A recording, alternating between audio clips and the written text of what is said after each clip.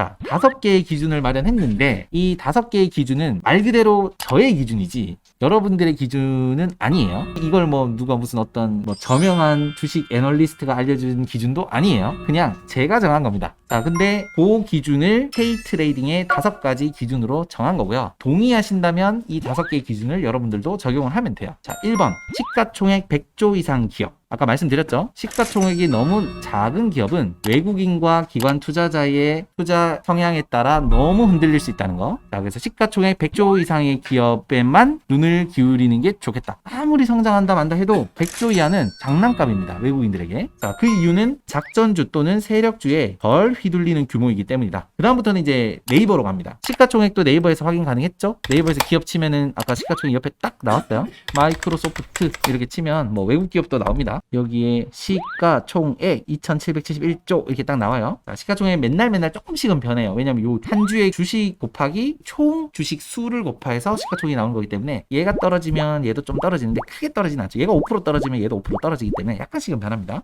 자, 시가총액 확인할 수 있다. 두 번째, 최근 3년간 주식 그래프가 우상향 했던 기업을 선택한다. 자, 요거는 이유가 여기 있죠. 우리는 우상향 트레이딩 장타 종목을 가지고 중타를 칠 거기 때문에 장타 종목의 기본 성향 자체가 우상향이거든요. 세 번째는 상장한 지 3년이 넘은 기업을 선택한다. 이거는 이유가 뭐냐면요. 2번을 성립하려면 상장이라는 건 주식시장에 이제 딱 들어간 지 3년이 넘어야 3년간 그래프가 나와요. 자, 예를 들어 볼게요. 로블록스라는 회사가 있어요. 애기들 게임 회사예요. 메타버스의 뭐 어떤 뭐 대표 게임이라고 하는데 우리 아들도 맨날 하고 또 맨날 결제해줍니다, 제가. 그래서 얘네들이 이걸로 돈 버는구나 하고 생각하고 있어요. 일주일에 한 2, 3만 원씩 매주 결제를 해주니까 뭐 다른 아빠들도 결제해주지 않을까 싶어요. 자, 로블록스 같은 경우는 1년 이런 식으로 생겼죠. 근데 3년 비슷하죠. 1년 3년 그래프가 같지 않나요? 같죠. 왜냐하면 상장한 지 1년밖에 안 됐거든요. 3년을 눌러도 1년 그래프밖에 보여줄 수가 없는 거죠. 이유는 상장한 지 3년밖에 안 돼서 상장을 해야 주식시장에서 사고 파는 게 가능하잖아요. 그래서 뭐야 1년 3년 그래프가 비슷하잖아 하면 얘는 상장한 지 3년이 안 된 거예요. 그래서 1년 그래프가 이렇게 늘어나고 3년 그래프가 늘어났다고 3년 그래프 늘어나는구나 생각하면 안 된다는 거죠. 그렇게 보시면 되겠다.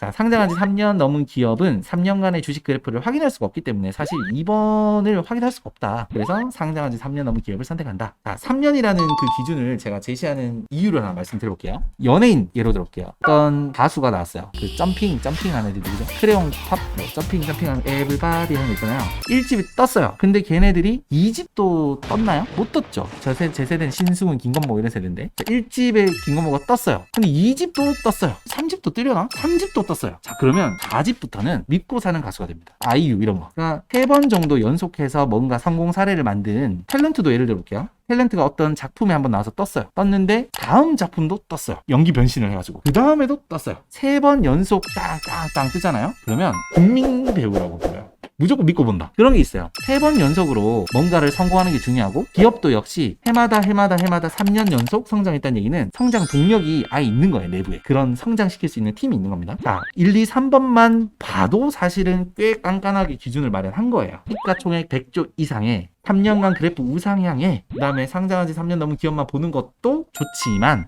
우리가 주식을 접하다 보면 늘 재무제표를 볼 줄 알아야 된다라는 말을 늘 하죠. 그래서 제가 또 유튜브에서 다 찾아봤습니다. 재무제표 쉽게 보는 방법, 재무제표 보는 방법 알아봤는데 봐도 모르겠어요. 봐도 어려워요. 그래서 안 보게 돼요. 봐야 된다는 건 아는데 안 보게 돼요. 그러다가 저희가 이제 1년 동안 매주 주식 스터디를 하는데 그 스터디를 해주신 분이 쉽게 보는 방법을 알려주셨어요. 그걸 알고부터는 너무 쉬운 거예요. 너무 쉬워서 이제 맨날 보죠. 안 보면 안 돼요. 안 보면 불안해. 그거를 보기 전에는 삼성이 나름 이 기준에 만족이 됐어요. 시가총액 100조 넘었고 최근 3년간 주식 그래프도 나름 우상향했고 나름 상장한 지 3년도 넘었기 때문에 나름 오르네 괜찮네 했는데 재무제표를 보고 다 팔았습니다. 사면 안 되는 거였네. 다 팔았죠. 재무제표에서는 2가지만 볼 건데 정말 많은 정보가 있거든요. 재무제표에 총 매출이 우상향하는가 즉 늘어나는가 그 다음에 영업이익이 늘어나는가 딱 2가지만 봐요. 나머지를 안 봐도 되는 이유도 설명을 드릴 거예요. 매출이 늘어나는가 영업이익이 늘어나는가만 볼 거고요. 대신 영업이익이 매년 20%씩 상승하는가를 볼 겁니다. 자, 이거는 어떤 의미냐면 기업에 있어서 총 매출이라는 거는 직장인들 대상으로 했을 때는 월급이라는 거예요.